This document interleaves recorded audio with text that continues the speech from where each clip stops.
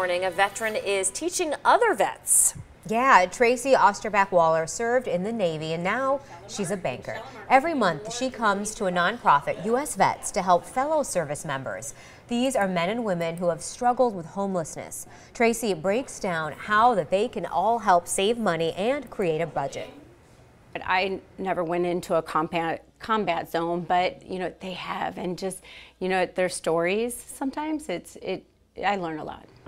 Amazing people giving back to the community. U.S. Vets offers a lot of services like this to help people transition into civilian life.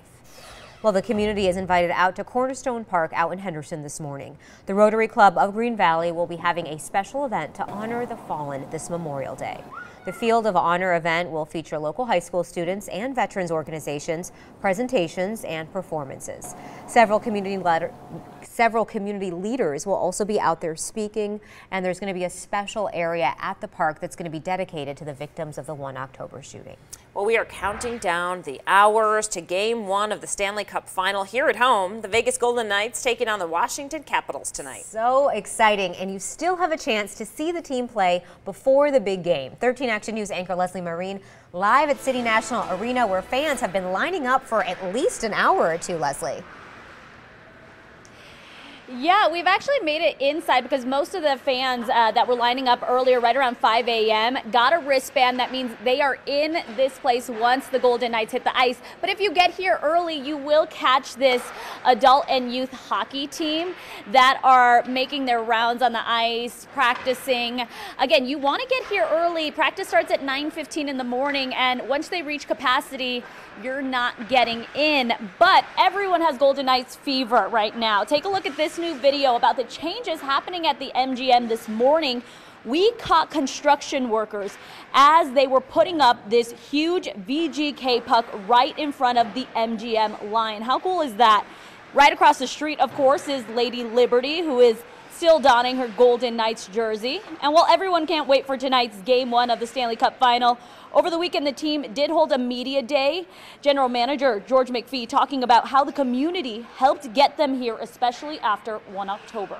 Sometimes, beautiful things follow something like that. This community has been amazing in how it's come together. It's been amazing how our players have, immediately volunteered to help.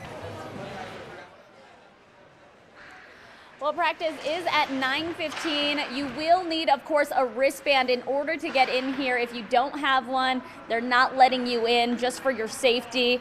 But coming up in the next half hour, what other events are happening across town today for free so you can help support the Golden Knights? Reporting live, Leslie Marine, 13 Action News. Yeah, there's definitely a lot going on. It should be a good day. Yeah, and what the general manager said, the community really has come together behind the hockey team, so it's been really exciting. I mean, people are changing their landscaping into Golden Knight signs. It's insane. So, it's been a lot of fun.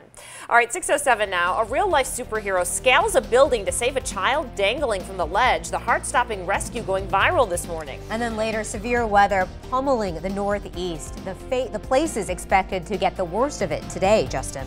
Incredible flooding video from over the weekend that we're going to show you. We've got some 25-mile-per-hour wind gusts in the forecast. Before lunchtime today, looks like another round of wind Wednesday and especially Thursday. That's going to impact our temperatures. I'm tracking triple-digit heat in your 7-day planner.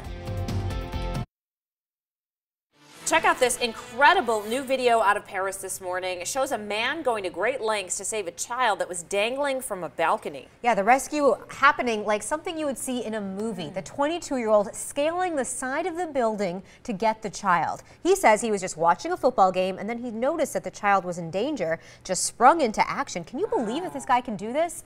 The man is an immigrant from Mali. The French president is expected to meet with him today to thank him for his heroic actions. But amazing that this happened, and thankfully the little boy is okay. Yeah, it's interesting when you see something like that happening. You get stronger. You don't even think, and you just do it. Right, adrenaline kicks in. Maybe he wouldn't have been able to lift himself up normally, So incredible.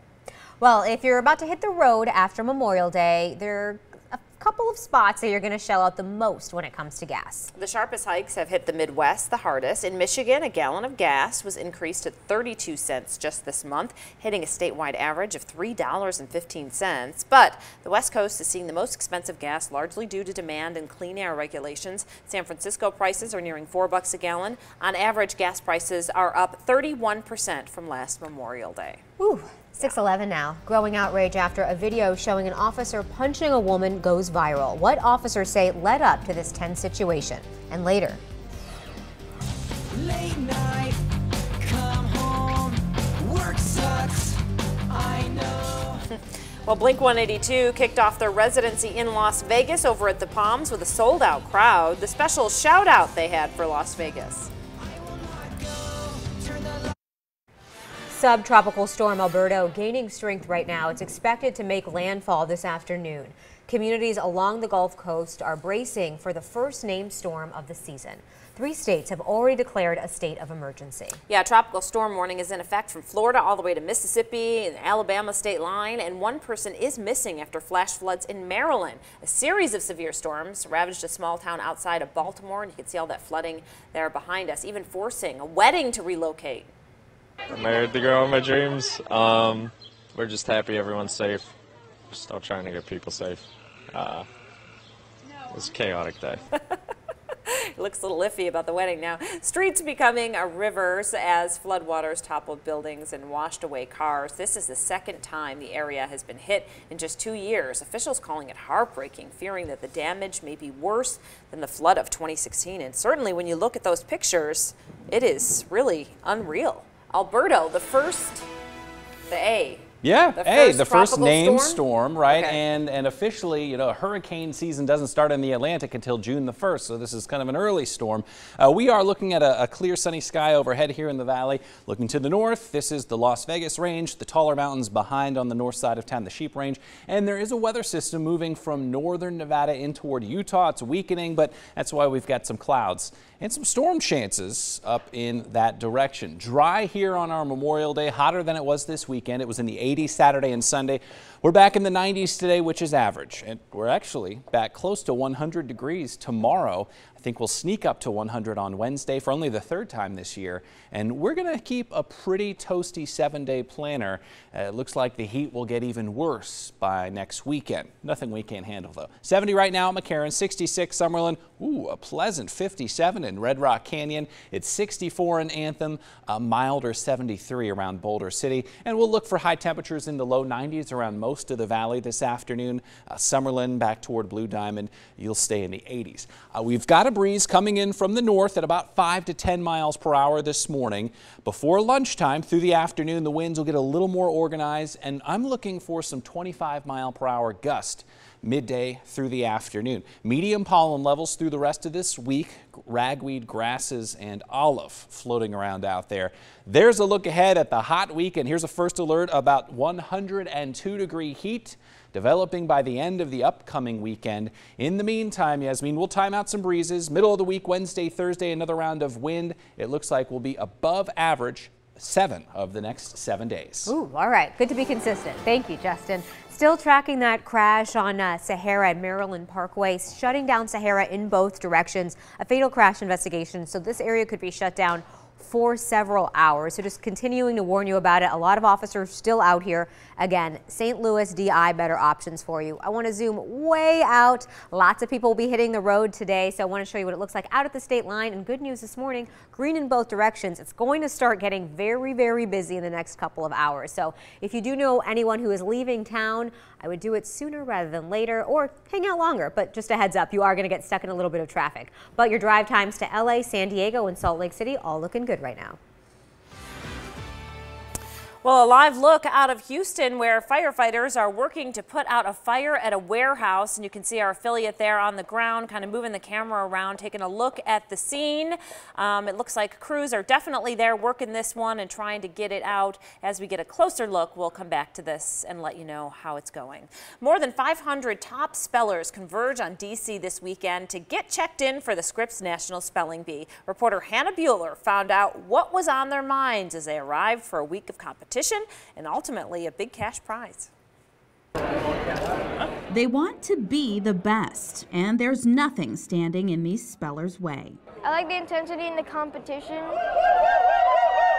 They came from near and far. It was close to 11 hours. It was so stressful, but I'm so excited to be here. Amankwo Gabi is from Ghana. She says her hard work paid off. It was constant learning, being serious with the vocabulary and everything. The 91st Annual Scripps National Spelling Bee comes with some new twists. There are 518 spellers this year. That's more than double the amount as previous years. Some, like Daisha Blaylock, getting in through the new RSVB program, an application process for spellers who didn't win their regional B. I like to incorporate what I like to do into spelling. I like singing, so sometimes when I'm studying, I'll sing my words, A-N-T, croissant. And even when they're